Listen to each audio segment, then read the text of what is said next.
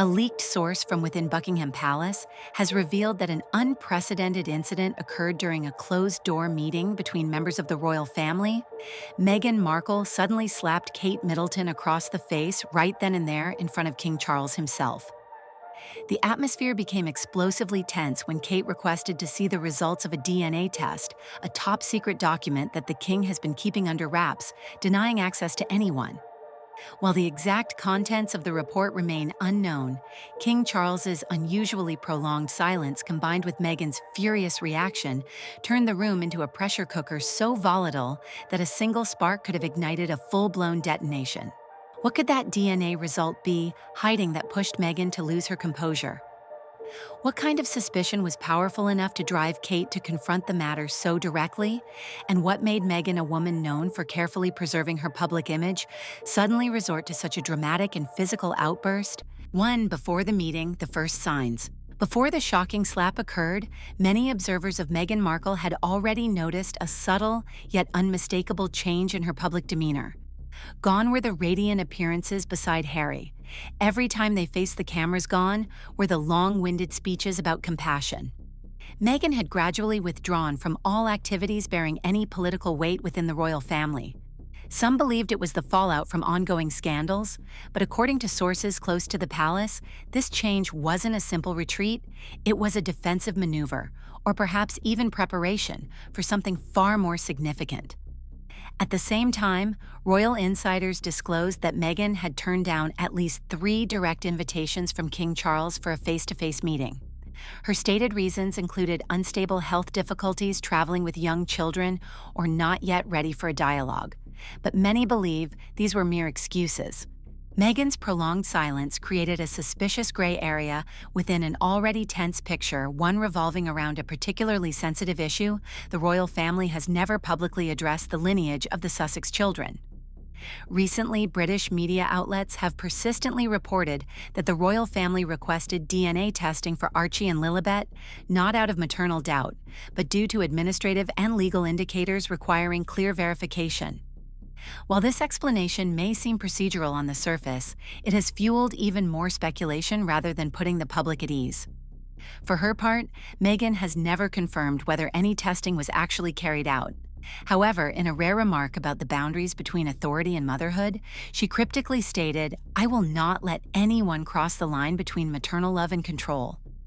A statement deeply defensive and possibly an indirect pointed refusal. Amid that atmosphere of tension, Meghan and Kate's relationship had grown increasingly distant.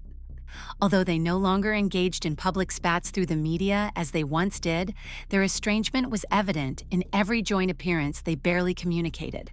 Many believe Meghan constantly felt scrutinized by Kate's gaze, the woman widely regarded as the embodiment of the traditional exemplary and publicly adored royal duchess. Meanwhile, Kate was said to harbor private suspicions, especially given her close ties to the royal family's personal physician, the very doctor who held all medical records concerning births, vaccinations, and routine health checkups of the young royals. An insider once revealed that Kate had personally questioned this physician about the timeline of Meghan's first pregnancy announcement. However, the response was simply that information needs to be cross-checked with the U.S. side. This vague answer reportedly planted a seed of doubt in Kate's mind, eventually leading her to quietly request access to the DNA results at a scheduled royal family meeting. Was this a display of boldness or a meticulously calculated move? Just prior to the meeting, Meghan's actions raised eyebrows. She abruptly canceled a planned trip to Europe with Harry, shortened the duration of a podcast episode already recorded with Spotify, and even withdrew from her role as ambassador in a widely publicized community campaign. Were these signs of emotional exhaustion? Or was Meghan simply clearing her schedule to fully concentrate on something far more consequential? Another detail that drew public attention was Meghan's decision not to allow the caregivers of Archie and Lilibet to leave the estate during the entire week leading up to the meeting. Surveillance cameras around the house were reinforced, and electronic security was upgraded as though she were preparing for a threat from within. This raises a serious question. What made Meghan feel so unsafe that she felt the need to fortify her defenses so thoroughly? Public opinion began to lean toward the theory that Meghan had been forewarned that the DNA results would be brought to light, and she understood that if that happened, it could reshape the entire power dynamic. It wasn't just about custody rights, but also media influence, financial interests, and the global image she had so carefully built. In the media world, Meghan has long been seen as someone with extraordinary control over her public persona. From lighting angles and camera framing to the precise language she used, everything was deliberately calculated. So why would someone like her allow herself to fall into a reactive position during an internal meeting unless something had spun beyond her control? Had Kate, the woman second only to the king, uncovered something so serious that remaining silent was no longer an option? And if so, why did she choose the exact moment the royal physician was scheduled to present his report to ask King Charles to disclose its full contents? Was Kate attempting to force Meghan out of her comfort zone, right in the middle of a room filled with people yet thick with unspoken tension? All of these questions remain unanswered. But one thing is certain in that day's meeting, no one could have predicted that a slap, something nearly unthinkable within royal protocol, would become the catalyst that shook both the media and the monarchy to its core. The only question now is, was Meghan prepared for that moment?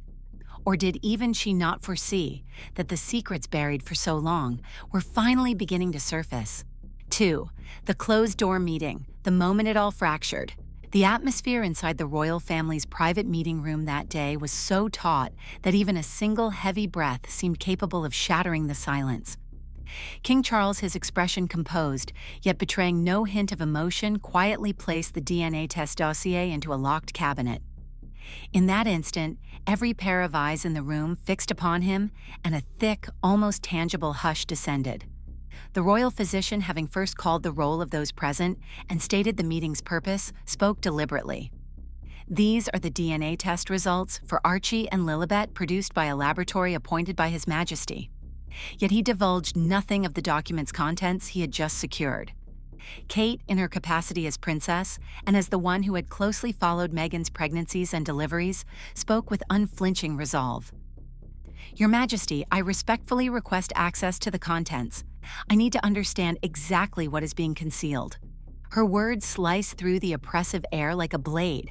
They were not merely a request, but a direct strike at the tension already swelling in the room. Perhaps she sought transparency for the crown, or perhaps a personal suspicion had crystallized in her mind. King Charles answered in a voice soft yet utterly definitive. The contents will remain confidential, accessible only within palace security parameters. They may not be copied or circulated in any form. There was no anger, no reproach, only the icy finality of the sovereign. At that moment, Meghan stepped forward, her eyes flashing, her voice quivering slightly. I don't understand why the simple act of asking or not asking must tear us apart. This is a matter of privacy beyond anyone's control. Yet before she could finish, her face tightened. Kate gave the faintest nod, a small yet loaded gesture, signaling tacitly that if Meghan persisted in refusing transparency, she must have something to hide. In Meghan's mind, the rumors about the DNA test's true purpose began to whirl, that it was not merely about confirming identity, but a decisive blow tied to titles, personal entitlements, and brand value. Meghan, who had mastered the art of controlling her image, now found herself confronting a wall whose thickness she could not measure. The lingering silence thickened into suffocation. Meghan drew a deep breath and without warning swung her hand, striking Kate's face with a swift, forceful slap. The crack resounded like a steel-edged warning. It happened in a split second so abruptly that everyone present was stunned into immobility. The conference table jolted as Meghan lunged her eyes, a mix of panic and ferocity. And that was not all. Meghan shouted, "You have no right. No one has the right to turn my children into test subjects." Kate remained stationary, one hand half raised in reflexive defense. The room plunged into chaos. Disbelieving glances darted about, yet no one dared speak in the face of an act that breached every courtly protocol. King Charles, renowned for calm composure and absolute control, offered no visible reaction. He simply glided from the room, adjusting his cuff as he went, closing the door behind him, as though sealing off a conflict that had spun beyond containment. A few advisors entered to escort Meghan out, but no one laid a hand on Kate, still frozen, her expression a blend of shock and an icy awakening to what had transpired. That slap was not merely a momentary lapse, it was a searing question hurled at the very heart of royal power. Was Meghan reacting to a challenge to her motherhood, or to something deeper still? Was it the desperate outburst of a woman cornered, or a calculated defense of what she holds most precious?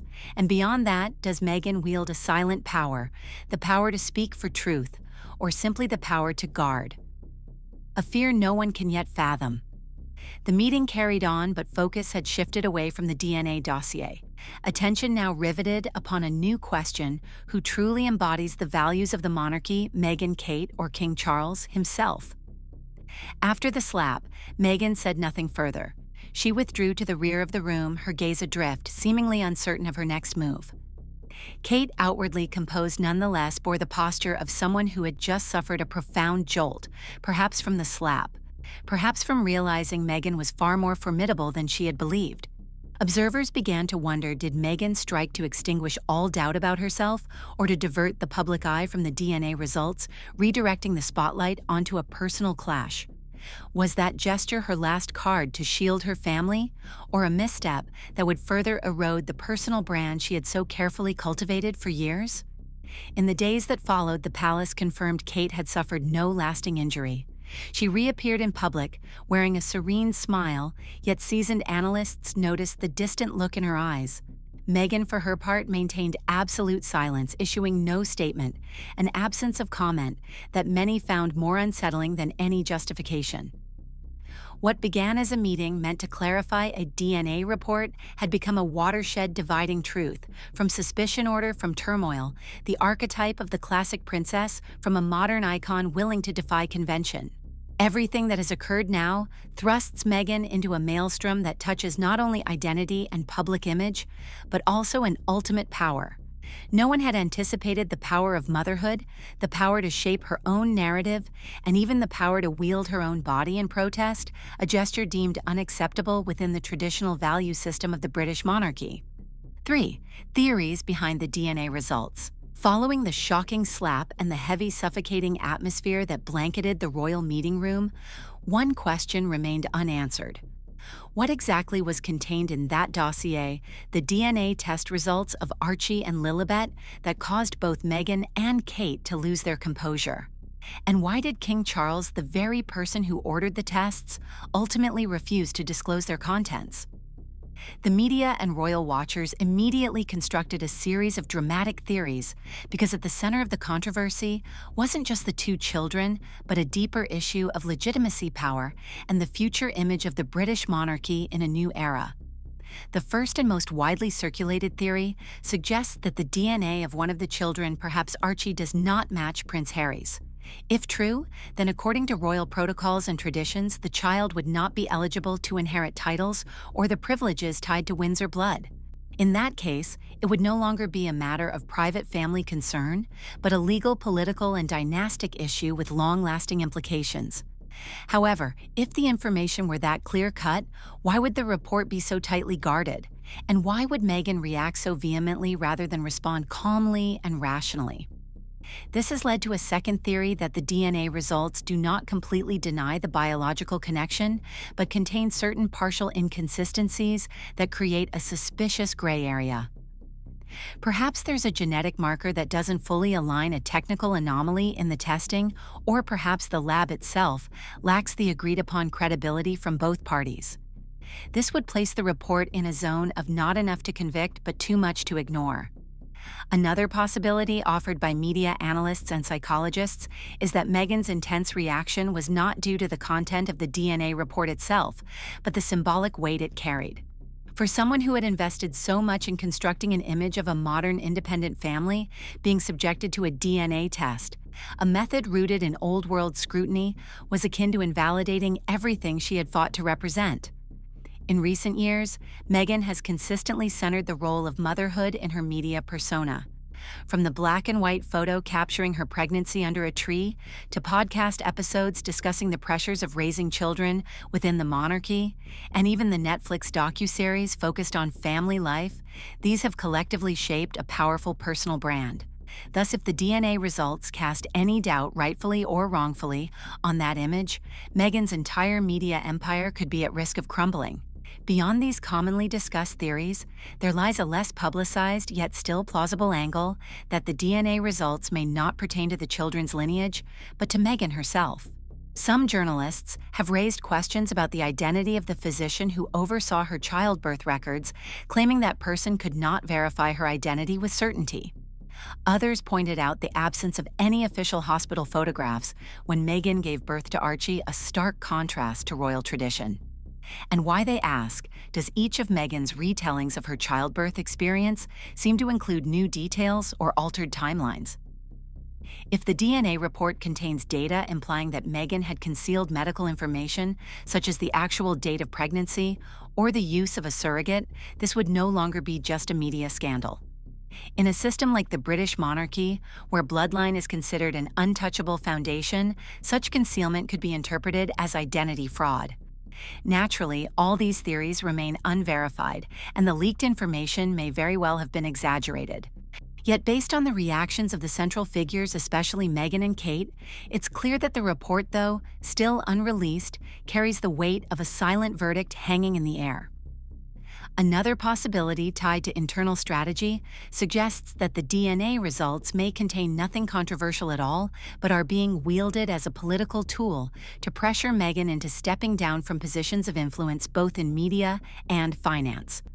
King Charles's refusal to grant access to the document could be interpreted as a gesture to preserve Meghan's dignity, while simultaneously issuing a silent warning. We know the truth, but we won't act so long as you remain silent. In the long history of the British monarchy, numerous crises have been resolved without courts or the press. They were handled quietly with a sealed folder, a closed door, and a silent exit with no official announcement.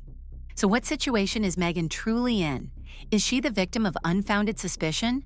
Or is she fully aware of the report's content and staking both her reputation and truth in a public gamble? Ultimately, regardless of what that dossier contains, Meghan's decision to slap Kate in that meeting room, coupled with her furious response to the request to open the file, raises a question that cannot be sidestepped if she had nothing to hide. Why did she lose control so completely? 4. The public image crisis. Everything unfolded behind closed doors at one of the most heavily secured royal family meetings, yet news of Meghan's slap to Kate couldn't be contained for more than 24 hours. By the very next morning, an audio recording allegedly leaked from the palace's internal security system began spreading at lightning speed across social media platforms. Though the recording only featured indistinct sounds, footsteps, the scraping of chairs, and most notably, a sharp, unmistakable smack, it was more than enough to confirm one thing: the slap was no longer a rumor. It had become a jarring reality. Major newspapers like The Times, The Telegraph, and Daily Mail ran with front-page headlines, all raising the same question: unprecedented clash inside the palace, did Meghan slap Kate? Social media spiraled into chaos. On Twitter, now X, the incident generated over 2 million mentions in less than 48 hours. Meghan Markle, who once claimed she simply wanted a peaceful life, was now at the heart of a global media firestorm. What drew attention wasn't just the slap itself, but the sudden shift in how the public perceived Meghan, particularly in the United States and the United Kingdom. In America, where she had once been celebrated as a feminist icon, a symbol of the independent modern mother, challenging outdated norms, public sentiment was now clearly fractured. While some continued to defend her, arguing her reaction was understandable if provoked, the majority, especially previously neutral observers, began shifting towards skepticism and unease. One Reddit user wrote, "If Meghan truly is the calm, compassionate woman she's claimed to be for years, then what does this behavior mean? She didn't just lose control, she shattered her image." A YouGov UK poll revealed that Meghan's favorability rating had plummeted to a record low, just 17%, a drop of more than 11 points within a single week of the incident. In the UK, reactions were even harsher. In a society still steeped in royal tradition, those who had long harbored resentment toward Meghan now had fresh ammunition. But more significantly, even former supporters began to express doubt. A veteran BBC editor wrote in a commentary, "If Meghan was truly the victim, why was she unable to remain calm at the very moment when grace was most needed?" Even the Hollywood media, once deeply sympathetic toward Meghan, could no longer stay silent. A Variety columnist bluntly observed that slap may have delivered a critical blow to the entire Meghan Markle brand, for no one knows better than Meghan how vital image is to her success. Everything she had invested in, from books, podcasts, to documentaries, was rooted in messaging around justice, truth, and compassion. And yet this recent act stood in stark contradiction to the very values she once championed. According to insider sources, a $25 million media contract related to a podcast platform has been put on hold pending review. A fashion brand that previously partnered with the Archewell organization also announced it was suspending all further discussions until clarity is achieved.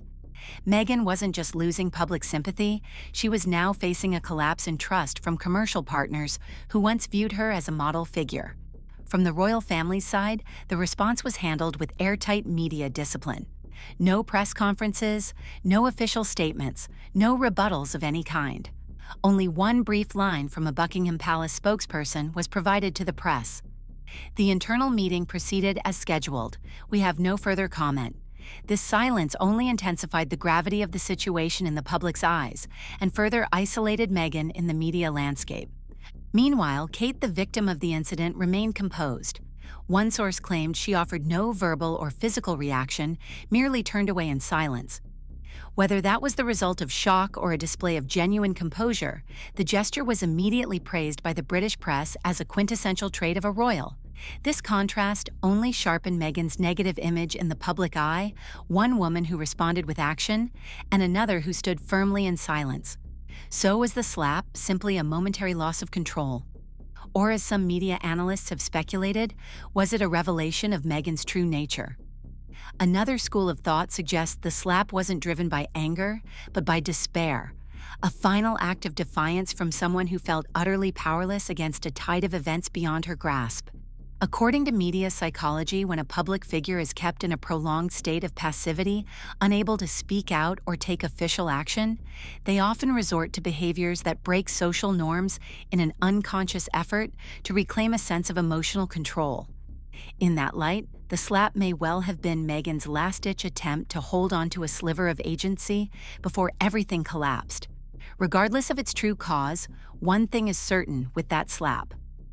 Meghan crossed a line from which there is no return, not only because it happened between two women in a confidential meeting, but because it occurred between two public figures, two clashing media strategies, and two very different definitions of public image, and now the public is being forced to choose a side. 5. The slap and its aftershocks within the royal family. Moments after Meghan's slap reverberated through the walls of the closed-door royal meeting, Buckingham Palace, long regarded as the epitome of calculated silence, swiftly activated a comprehensive crisis management protocol. What surprised analysts, however, was that this response took the form of a soft sanction. No official statements, no press conferences, but an unmistakably firm and uncompromising internal maneuver. An insider revealed that within mere hours of the meeting's conclusion, a direct order had been issued by King Charles temporarily freeze all media-related activities associated with Meghan Markle under the royal family's name. This order effectively meant that Meghan, her public statements, initiatives, and even the disputed title of Duchess of Sussex would no longer be referenced in any royal context for the foreseeable future. The official website of the British royal family quietly updated its directory of senior members. Meghan's profile was relocated to the former members section, and her portrait was removed from its previously prominent position. No explanation accompanied this shift, yet the change itself carried the weight of a declaration one conveyed through imagery rather than words. Meanwhile, Kate, the target of Meghan's slap, was shielded completely. Just one day later, she appeared at a small community event in the Oxford suburbs, maintaining a calm, courteous smile and refraining from any mention of the incident. Her choice of attire, a simple teal coat, was interpreted by fashion experts as a silent statement of grace and poise. The media quickly crafted a protective buffer around her. Words like dignified, composed, and quintessentially royal began to resurface next to Kate Middleton's name. By contrast, Meghan had no such buffer. No one spoke on her behalf. What was even more striking was the response, or rather the absence of one, from Prince Harry. No official comment. No public appearance. Not even a social media post. Only a prolonged, puzzling silence. According to many analysts, Harry's posture during this critical moment was what rendered Meghan more vulnerable than ever. In every previous crisis, from the bombshell Oprah interview to the Netflix documentary series, Harry had stood firmly by his wife's side. This time, the distance was starting to show. One royal family insider disclosed Harry was not present at the meeting that day. He was attending a charity event in the Netherlands. When he received news of the incident, he didn't react immediately. And that made Meghan's team start to worry. The question now being asked is, did Harry know something in advance, or is he gradually establishing a safe distance? Some believe the slap may not have been just a spontaneous act by Meghan, but the symptom of a fractured marriage. If Harry had already been informed about the contents of the DNA report and the likelihood of an emotional fallout, his current silence could signal that the trust between the two is eroding. A media advisor who once worked with the Archewell Foundation shared anonymously, "Harry is under the greatest public pressure he's ever faced in this entire saga. If he speaks out in support of Meghan, he risks severing his remaining ties with the royal family. But if he stays silent, he'll be seen as not standing by his wife. And if he chooses to stay distant, it may be the first step in exiting the path Meghan has laid out over the past several years." From a strategic standpoint, the incident is now being seen as an opportunity for the royal family to recalibrate its internal hierarchy. For years, Meghan, with her strong personality, unapologetically Western style, and unhidden media ambitions, had forced the monarchy to adapt, changing how it managed public relations. Matters once kept behind closed doors were dragged into the light. Time-honored customs were challenged by debates over human rights race and individual freedom. But the slap may have pushed the institution to its threshold, and the monarchy, renowned for its patience, appears to have chosen to stop conceding. The aftershocks of the event extended beyond the realm of media. Sources report that several internal meetings are underway to review Meghan's roles in financial and legal matters related to her and Harry's charitable endeavors. Some partners have quietly ended contracts due to ethical and image concerns. One documentary project in the investment-raising phase has reportedly entered withdrawal talks. The pressing question now is, how will Meghan respond? Will she continue to remain silent, or will she launch a new explosive interview, a second memoir? Perhaps a full-scale Hollywood-style media counteroffensive as she has done in the past? Or is it possible that this time Meghan has truly lost control of the narrative? For years, she was the director of her own story, controlling the angles, the tone, even the arc of public sympathy. But the slap, captured in a space without cameras or scripting, was a moment Meghan never saw coming, a moment unfiltered, uncurated, unframed. And that may be the greatest danger of all. The royal family can forgive many things, from personal rebellion to controversial accusations. But a violent act, particularly one that occurs within the private confines of royal protocol, even symbolically, is widely regarded as the ultimate line that must not be crossed. And Meghan, it seems, may have crossed it. As for Harry, whether he wishes to or not, he will soon be forced to choose. In a family where tradition often outweighs emotion and honor is prioritized over affection, poorly timed actions tend to leave long-lasting consequences. And this time, those consequences are unfolding by the day. In summary, while Buckingham Palace continues to maintain its silence, it is through that very silence that the royal family has sent a message of unmistakable weight. Not everyone who bears a royal title can act as if no boundaries exist, because there are lines once crossed from which there is no way back. So what do you think Meghan might be hiding? Share your thoughts in the comments below. And if you found this video worth watching, don't forget to hit like, subscribe, and turn on the notification bell so you won't miss the next dramatic developments in this unfolding story.